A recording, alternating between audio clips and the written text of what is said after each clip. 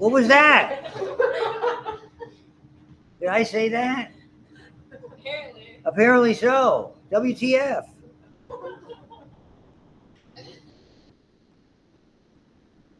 I love that. Okay. I love that program. It's just so much fun. Moving on. So, I mean, I just want to go over some of the muscles, and I don't even recall. And I wonder if did I not send you a recording from the last time we were here with the introduction of muscles? I don't. There wasn't too much on it. I'll have to look. It doesn't strike me as I did, but basically, let me. This is kind of where it was. You deal a lot with. I'll see if I can get to a spot. Did we go over these like the muscles? Do you recall us doing that? No one. None of you recall that. I didn't go over shapes of muscles and things like that. Did I at least do? I did never do the levers. Didn't I do this with parallel fusiform? And okay, so we didn't get into the muscles per se. It's going to take. I don't want to spend a ton of time with this particular class. I don't do the leverage stuff. It's not that interesting to me. But and it's entirely too confusing with these. But you should know the names and the actions of some of the muscles, and at least have an understanding of the groups. Because down the road, we're going to get to these, and it's something that's going to help you as you eventually. Because one of the ways when we look at certain muscles that are affected, it can tell you regions. Sometimes it can tell you nerves that are involved. So there's a certain value to this, I think. Though again, it's not an area I am terribly fond of doing. And I would rather just function on the major muscles, and some of these illustrations are a little bit better than others. The larger they are, the easier they are to see. So the way we divide them is first we use muscles that are associated with the scalp and the face. So these head muscles are principally sort of globally classified as muscles of facial expression. They are all, to my knowledge, innervated by something called the facial nerve. When we get to the distribution of cranial nerves, that's a really big player. You're all going to see a condition that affects the facial nerve called, and you probably know somebody who's had it, called Bell's palsy. It's a very, very common condition. A lot of things can cause it. I mean, you can get it right after just a routine virus. And all of a sudden you got half your face is drooping. That's because that nerve has a variety of branches and targets these areas. We do that toward the latter portion of, to the very end. And we're not that, in a couple of weeks, we'll probably get to that.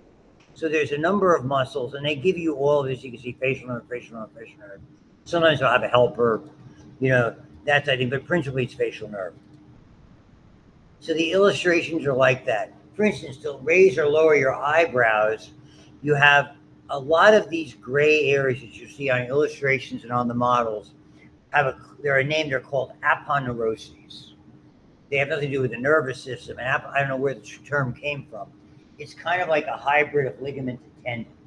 And a lot of times muscles attach to that for mechanical advantage. So the frontalis and the occipitalis muscles make up this sort of collective muscle called the epicranius. So if you ever see somebody raising their eyebrows or lowering them or wrinkling them, that's where it comes from that. Facial nerve.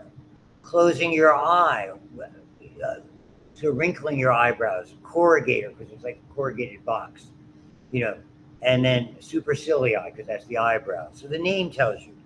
Orbicularis oculi, or for that matter, orbicularis oris. Circular or sphincteric muscles, when they fire, they close or close down the opening. All the same nerve that does that.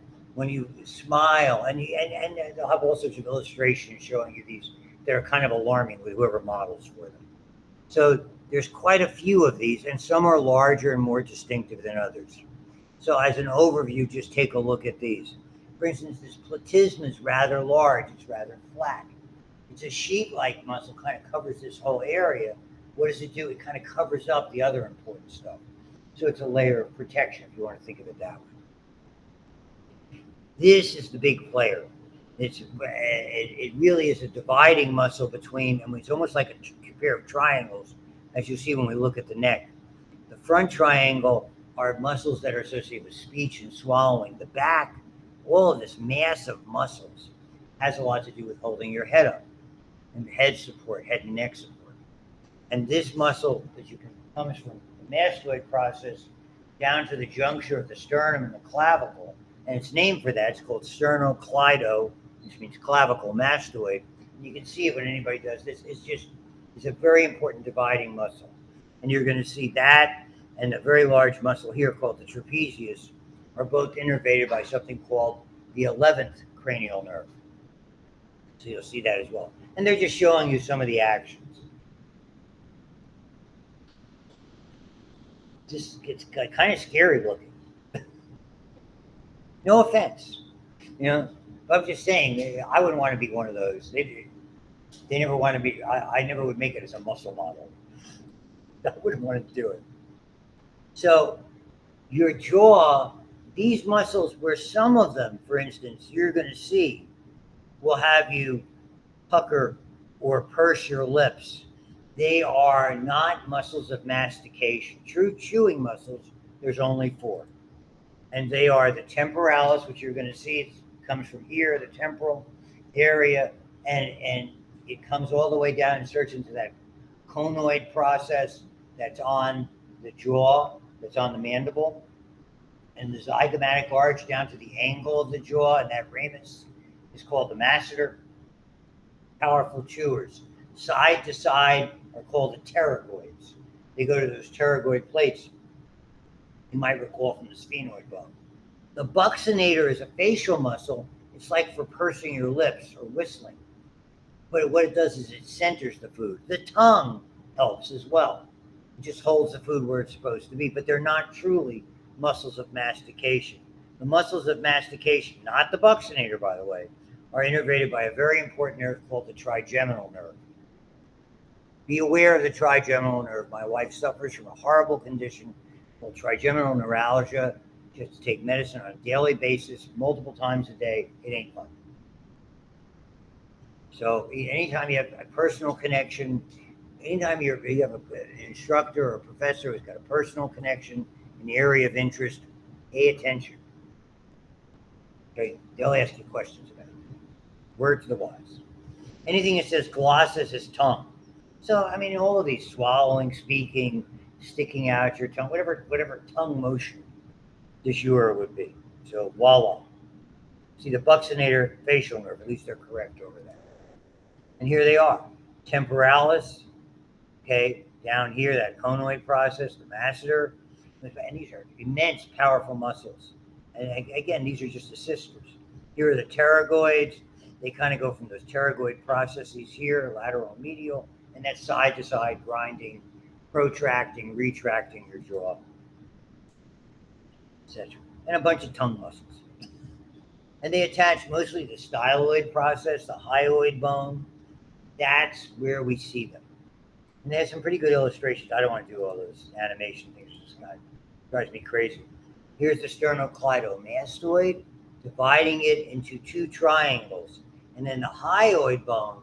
And the hyoid is a bone that we really discuss with muscles. If for whatever reason a bone formed and it doesn't attach to any other bones.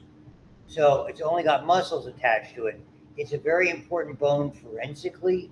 If somebody's strangled, they always look for damage to the hyoid because inevitably it breaks or is damaged. So it's the kind of thing that pathologists look for if they're trying to examine cause of death. It's very interesting. I'm binge watching 24 seasons of a great show from England called Silent Witness, which is all about pathologists and stuff like that. Just love it. So it's very graphic. I mean, they're just having like real bodies that they look like they must spend a lot of money on makeup. So the hyoid divides them into groups that are above and below, and all the different things are here. To me, none of this is a big deal. I just want to give you some idea before we get into the big muscles. So you can see the ones above, the floor, the oral cavity. I'm thinking pelican. You know, that big bird with the fish, like in the cartoons. It's like the pelican, and I love the stork. I had cartoon references earlier today. I had Snagglepuss references, and are you ready? Yogi Bear and Boo Boo. I love that. See, cartoons were, I love cartoons. And so nowadays I watch them with my own kids 35, 40 years ago.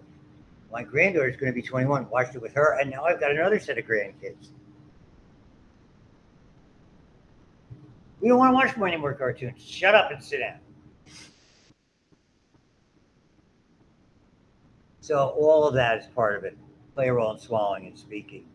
Variety of nerves that are there, not a big deal for us at this point. Below, little strap-like muscles, swallowing and speaking, all have names. Sternum to the hyoid. The thyroid is the thyroid cartilage. You and I call it your Adam's apple. You learn about that in respiratory. So there's different ones that are there. These pharyngeal constrictors, they're the ones that are in the back. They surround the pharynx is basically the tube that becomes both your esophagus and your trachea.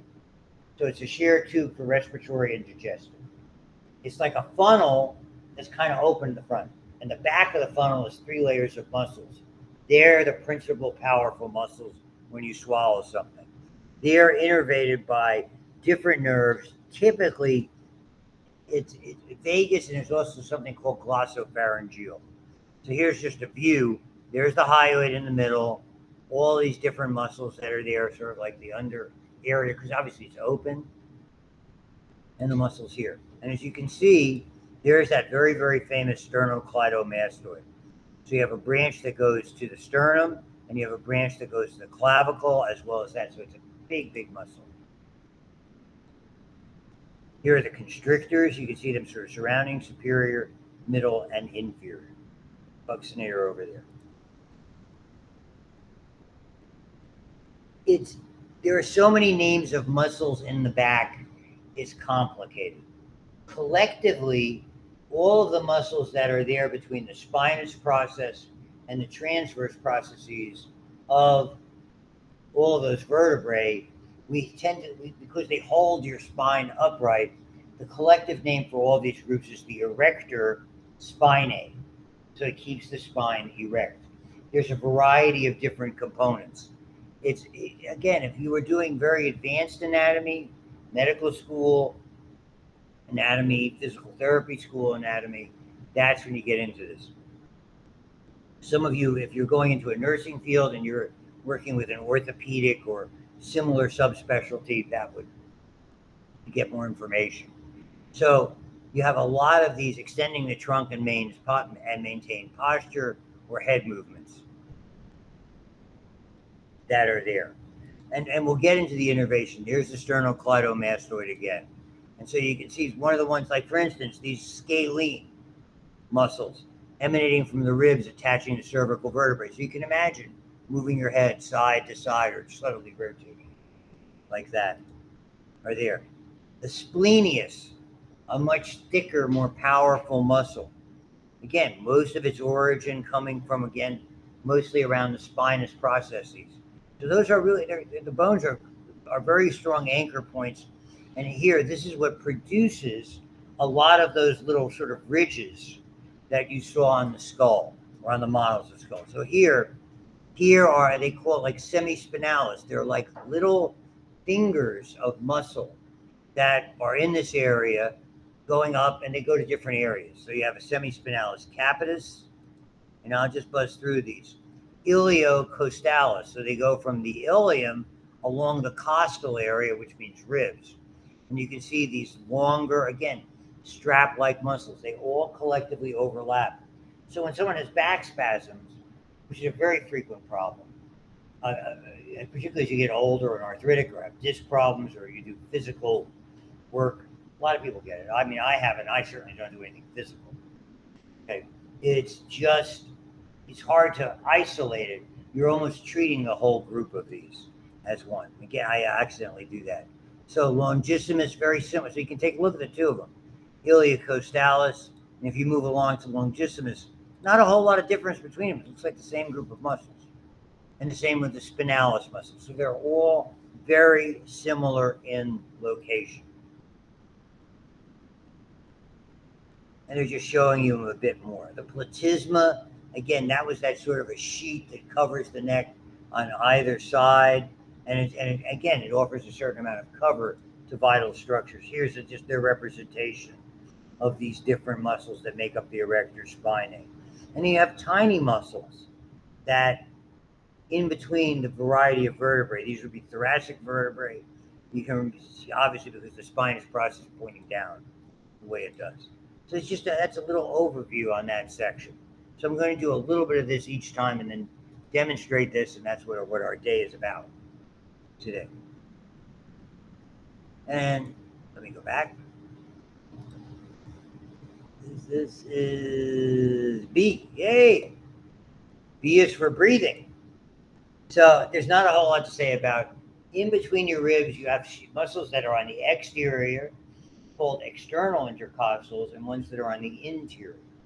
The other and the big player in breathing is your diaphragm. Those are the players. When you inhale, it's the only time, unless you're blowing out the candles or taking a deep breath or exercising when you have to, do it more aggressively. The only time you're expending energy is to inhale. Everything else is sort of elastic, going back to normal. When you inhale, you fire your external intercostals, that widens your chest, and you flatten the diaphragm. What that does is it increases the volume of your thoracic cavity. The lungs expand, and it's like a sealed chamber. It's the whole idea of the relationship of pressure and volume. There's something you may or may not learned about called the ideal gas law. Is it ringing a bell? Okay, it means that pressure and volume have a constant relationship. So in a closed chamber, if you increase the volume, you decrease the pressure, and vice versa. So when you expand, you increase the volume, it lowers the pressure, volume up, pressure down, and that basically creates a pressure gradient. It's like a concentration gradient, more oxygen on the outside, the inside, in it goes. And you reverse it when you exhale. Carbon dioxide goes out. So that's really what this is about. So so you're going to see the inspiratory or inhaling muscles, the diaphragm, and the external intercostals. They're the big players. Expiration, you just relax them. And it goes back, assuming everything is normal. It all changes as people get older, if they have respiratory problems, if they're an idiot like me, for 40 years smoking 2 packs a day, and you thought I was Sprite. Asshole. Pardon.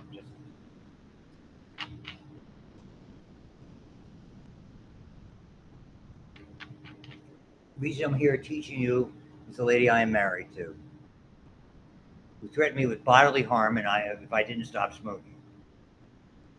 In a way that two people who are romantically engaged, I will kill you if you don't, you get the idea. So that's all really that happens. And you're going to see there's nerves that come directly from the spinal cord that we will look at when we look at nerves, either in this term or when you look at it with somebody else next term, intercostal nerves that are there. There's the diaphragm. It's fascinating, a big dome-shaped muscle. So when it fires, it goes from dome to flattened. Really important. Muscles are barriers. That's the beauty of muscles. Muscles separate regions. When something can cross over a barrier, it's really a problem. The distinction between, and you'll hear about it, if someone has cancer, stage 1 means it's isolated in the area where it started. Stage 2 means it moves to a lymph node, which means it has potential of spreading. Stage 3, it moved to another organ on the same side of the diaphragm. Stage 4, bad prognosis, means that it spread across the diaphragm. So once it crosses a barrier like that, big trouble. There aren't a lot of people who live long after those kinds of diagnoses, or at least not unaltered. There are 3 openings in the diaphragm, one for the vena cava, okay, one for the esophagus, and one for the aorta. And they're sealed because those large structures are in there, so it's not like there's space creating a vacuum or unsealing the cavity. that are there. So you can see some of the muscles that they're showing you, intercostals, etc. The abs, very noticeable, particularly in people who are very highly conditioned. When you hear about somebody having the quote six-pack, and it really looks more like 8 to me than 6, then muscles are called rectus, which means straight, abdominis. They are attached to one of those aponeuroses. Okay, a band of, might be ligament, might be tendon type material that they adhere to. Okay, and you'll see them. Then you have muscles that come down this way at an angle. They're called obliques. You have ones that are on the outside and ones that go the other way inside of it, called internal obliques. And you have one that's like a big wide belt that's very, very deep, okay, called the transverse abdominis. 4 sets, because you have one on the right, one on the left. So they're, again, they run at angles to one another, provide added strength. You don't have a lot of support. So that's why when someone has back problems, it's pretty hard. So they end up, what do? They do a series of modified crunches. They do abdominal exercises to strengthen that. And that, then you can have this muscle and have the spine in the back trying to hold everything together. That's the idea behind it. So they do a lot of things, flexion, rotation, all associated with all of these bodily functions that are there. So you have, and again, a lot of intercostal nerves, and you'll see, it's easier if you see it. For instance, there are the sections of the rectus abdominis. You don't generally notice this because it's kind of, below the belt line. So you see that. Okay. Just, my favorite soccer player always takes off his shirt, if at all humanly possible, like any other. And he's getting older now. He's 37. Cristiano Ronaldo. Okay. You've seen Cristiano. Yeah, I wanted to look like that. Not happening.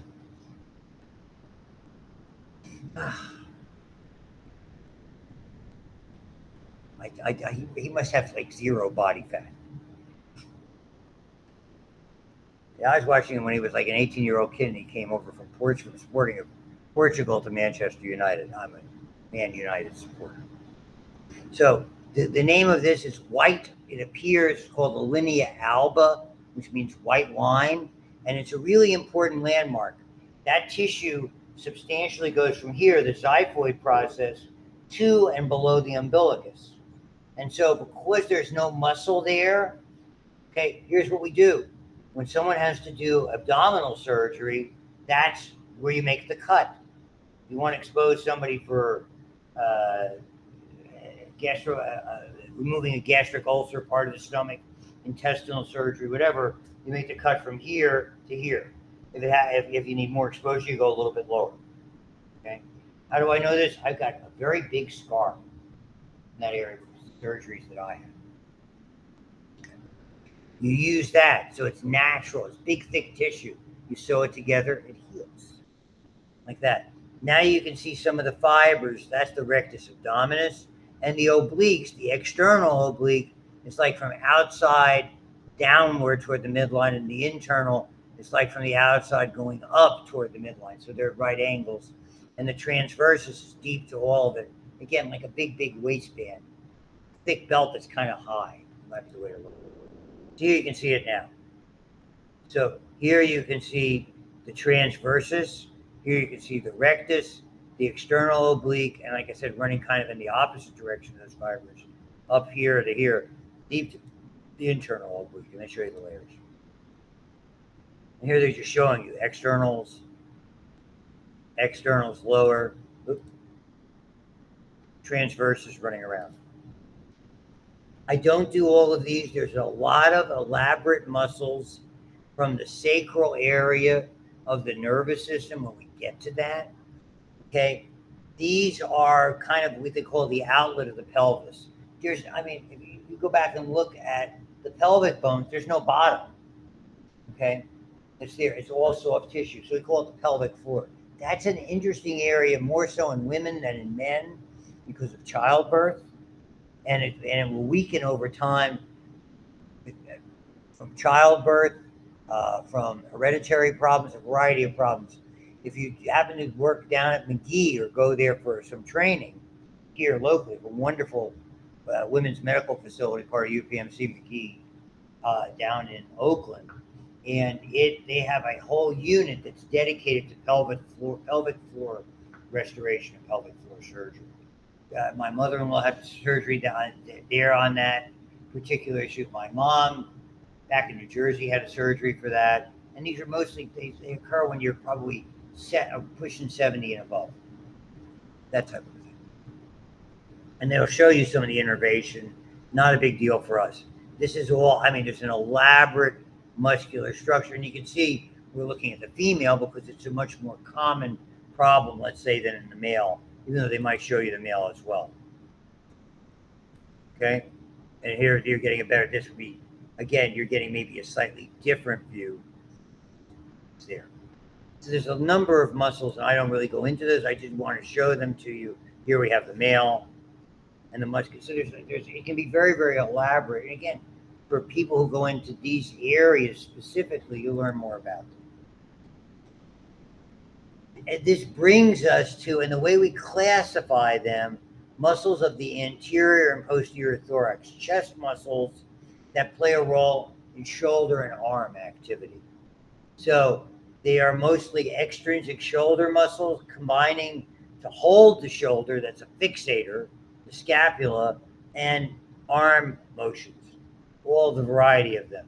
And they're both anterior and posterior, you'll see, famously. Now, you saw a little bit of this before.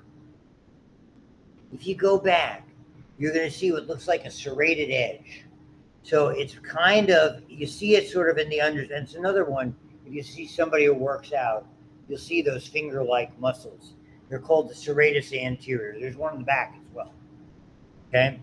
Here's the very large pectoralis major. That's, the breast sits upon that.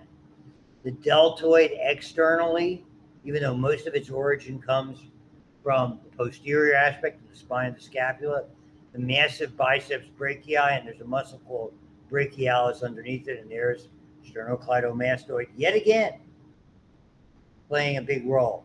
If you dissect that away, you have a smaller version of that called pectoralis minor, which has these little straps. This kind of covers it over. This is a major muscle that's there. And again, then you can start to see that subscapularis from the subscapular fossa that we talked about in the scapula. That's part of the that's the interior portion of the rotator cuff. Hard to see from that. So that's what I mean. This is, so you can see here. There you can see see if I can move it forward. Pectoralis minor, even though it's more like smaller portions, covered by the major, much larger. Here's the serratus anterior. Again, helping to secure the scapula, but coming from the ribs, so you see those finger-like projections that are there. Posteriorly, again, this is more head, neck, shoulder stabilization. Massive muscle. There's more of this aponeurotic tissue called, I mean, when it's up here, it's called the ligamentum nuchae. Down here, I just think they refer to it generically as aponeurosis. This looks like a triangle or a trapeze, so they call it trapezius. Okay, here's the deltoid, which is very, very large and thick. One of the sites for injection that's very, very commonly used. The pectoralis major brings your arm forward. It inserts from here to here. What complements it in the back is this. It's called latissimus dorsi. So it's dorsal, it's on the back, and they work opposite. So, and if you're fond of watching the Olympics, like a lot of people are, look at the swimmers. They really, you see wonderful definition of muscles that are there, particularly if they do a lot of like distance freestylers. That's where you really see definition in the pectoralis and the latissimus area. Now you can begin to see other muscles that are there. And if you go to the gym, you work on these kinds of things that are there. Here's teres major, and there's a little slip teres minor. Why that's rotator cuff is up in the head. Here's infraspinatus and supraspinatus. Again, know the four muscles. Infraspinatus, supraspinatus, subscapularis, teres minor, the four muscles that make up the rotator cuff. Teres major is bigger, but it inserts into the humerus rather than at the shaft, not the head. And these are called rhomboids. So you go to the gym and you have an apparatus, they'll show you, you do this and it increases activity on the rhomboids or the lats or whatever it is.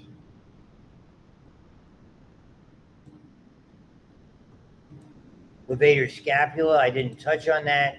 And again, it's more of a stabilizer. It's almost like pulling up if you're moving your head. It's kind of pulling up and making an impact on the scapula. And they're showing you all of those.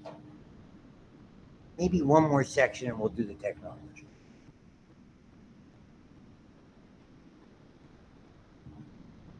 See? So here they're showing, this is just more of the explanation. Pectoralis major, latissimus dorsi, deltoid. Those are the prime movers. They have the most impact. Powerful muscles, no question about it. Four muscles of the cuff. These are helpers. Teres major, coracobrachialis. Again, some good looks at those. When you die, for physicians, it's interesting. And we had a couple of our students who were at LECOM, that's Lake Erie College of Osteopathic Medicine, at Seton Hill. A couple of gals who came back, one's in her second, one's in her first year from our school. And it's interesting, they don't even have a cadaver there. Nowadays, they're doing a lot of this is done the way we do it and with certain degrees of advancement. I have to talk with the folks at nursing, and I think you're probably going to have even a more advanced technology up in that for those in nursing, in that RISE center. That there's quite a bit of stuff going on there. That's really a very impressive area. Just for the sake of completeness. So you'll be able to see a lot of that stuff. Here they are once again. So here you can see muscles that are here. So again, it's hard to see. Okay. Here's the biceps brachii, that very large muscle that we talked about before. Underneath it is another massive muscle, more medially placed, brachialis. They both contribute to when you flex your arm in that way. You're going to see there's some overlap on the exterior of the posterior muscles, which are called the triceps. We'll see more of that as it moves along. And again, they're just showing you, and if you find the illustrations useful, great. That's all the rotator cuff. That's not part of it. You can see where the insertion is here versus here. This is impacting the head, hence it secures it, as opposed to this, which does not. And again, so now you're looking at the back portion. This is the latissimus dorsi, inserting from the posterior aspect into the humerus shaft, the upper portion of the shaft. This is triceps. Triceps means three heads, although you only can see two of them here. Maybe they'll have a cutaway better. They insert all by a common tendon, that's that grayish area, that inserts into that very significant structure, the olecranon process, on the posterior aspect of the ulna. So you're going to feel that lateral head out here is quite large. Okay, that's there. And the long head is quite large, and that goes all the way up again into the scapular area. So, and there's another medial head that's not quite as distinctive, and perhaps they will show it to you. Anteriorly, remember we looked at the long head of the biceps, securing it, going over that into a tubercle in the glenoid, and the short head into that coracoid process. And then underneath it, so to speak, working along with the coracobrachialis, another from the coracoid process along the side, you have the brachialis. So they're both big, big muscles. And they're showing him you again. Get a lot of the same pictures, it looks like. And then we take a look at muscles that are anterior, posterior. We saw that illustration before. Here's the triceps. Again, you can see So you're having portions that insert laterally into the humerus, portions that are a little bit larger or longer into the scapula, and again, most of its insertion into that olecranon process. And down the road, you get kind of to the innervation. Here. And they're just showing you more of those muscle pictures. That's more or less what's here. And then lastly, when we start to get into this area, and there's a lot, I just want to go over them with you a little bit. There are muscles here, as you can see, from the humerus going into the radius. When you pronate, you do this. I beg your pardon. When you supinate, you do this. When you pronate, you do that. So you have pronators and supinator muscles that furnish that motion. You have four muscles that make up part of the equipment here at the bend of your wrist. That's called that. They each have a little compartment. There's a band of fascia, connective tissue that covers it, famously called the carpal tunnel. There's little passageways for these structures. You have flexor carpi radialis. You have palmaris longus, so you can do this. Flexor digitorum, so you can do that. Flexor carpi ulnaris, so you can do that. You can, when you do that, you can almost see those, or you certainly can feel them. In between palmaris longus, which is this, flexor digitorum, which is that, you have an area where you have the median nerve, which is the big nerve that supplies almost all of the flexor areas in your wrist and your hand. That's the nerve that's trapped by carpal tunnel. A lot of people get carpal tunnel. Okay. I mean, I have little signs of it when I tap like this. You can feel like little needles and pins projecting from it. I mean, that's, and without it having to be painful or causing weakness, as it progresses, it goes to those areas. So you have, and there's several muscles that are part of that. Here's the ulnaris. So they're big muscles. The flexors are big muscles in that area. Flexor digitorum, again. And you'll notice, and this is true with the foot, that you have a group of, mostly you have, when it says flexor digitorum, it's basically supplying fingers 2 through 5. The thumb's got its own set. Love that. Captain of the fingers. Flexor pollicis longer, extensor, okay, opponens. So I love that. Big toe is the same thing, captain of the toes. There was a TV show that made that famous called Seinfeld, from the absolute wild mind of a guy named Larry David. So here they are. There's the retinaculum that covers the tunnel. Here are the members that you begin to see there. So flexor carpi ulnaris, palmaris longus, flexor carpi radialis. Underneath that, you have the flexor digitorum that's there. This is the flexor retinaculum. You have banks of muscles toward the thumb called thenar.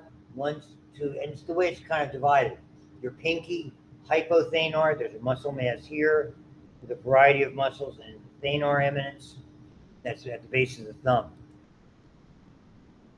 And so, and all of them have a certain degree of relevance that are there. And again, I don't go into all of these for long. You have a retinaculum that binds extensor tendons as well. And you'll see extensor carpi radialis, one that's short, brevis, extensor digitorum, extensor carpi ulnaris. The flexors all insert into that medial epicondyle. That's where you can feel it. Put your fingers on the epicondyle and flex. The extensors, the lateral epicondyle will be able to. So that's why that medial one is so much bigger. So when you hear about tennis elbow, that's what it is. It's epicondylitis. It's the irritation of those tendons that all insert in and around that area. So I mean, there's a lot to this, and for anybody who's interested in going into sport or rehabilitation or physical therapy, that kind of occupational therapy, that's where all that comes from. Probably enough for the fingers, and I'll save the lower extremity stuff for another time. This is called cross-sectional anatomy. Uh, for instance, we do it by areas. We do the bones, we do the muscles, we do systemic anatomy. Cross-sectional is something that you learn. There's a lot of folks over in the nursing that are nuclear medicine majors. They have a whole other major that was originally part of nursing until they sort of married nursing with the other departments that it's part of. So you learn cross-sectional anatomy.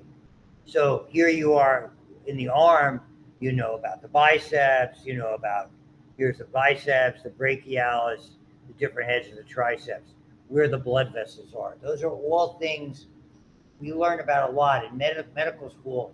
It's almost like they'll give you they'll give you something like that. You have to tell them where the cross section's from, very specifically. Is it mid shaft of the radius? Is it distal? Is it proximal? Because that's why you have to understand things. You got to kind of know what's there that you might encounter. And then and there's a lot of small muscles in the hand itself.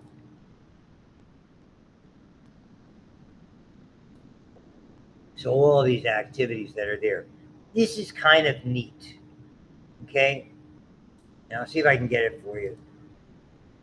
So these are, and the foot has very, very similar muscles. I kind of skipped over it, or I missed it more likely. It's an extensor. I don't know why they don't have it there. No. Such is life. In here, if you're skinny, you can do that kind of a thing. You see a little pocket? I could just make it if I really accentuate it. It's like there is an extensor, pollicis longus, and brevis. It's like hitchhiking with a thumb. That little indentation's got a great name. It's called the anatomical snuff box. When you say snuff today, it's those little packets of tobacco that are horrible, that give people all sorts of mouth cancers. You know, that were very, very popular years ago. And they had chewing tobacco.